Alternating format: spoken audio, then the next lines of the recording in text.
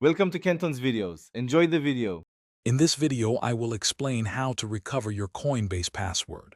First, navigate to the Coinbase login page on your web browser or mobile app. Once there, locate and click the Forgot Password link. You will then be prompted to enter the email address associated with your Coinbase account. After submitting, check your inbox for a password reset email from Coinbase. Once you receive the email, open it and click on the Secure Password Reset link. This link is crucial for initiating the recovery process safely. Coinbase may then ask you to verify your identity through various security checks, such as two-factor authentication or answering security questions. Carefully follow all on-screen instructions to proceed securely.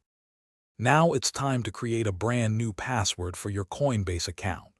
Choose a strong, unique combination of letters, numbers, and symbols that you haven't used before. You will need to enter this new password twice to confirm it. Make sure your new password meets all of Coinbase's security requirements to ensure maximum protection for your account.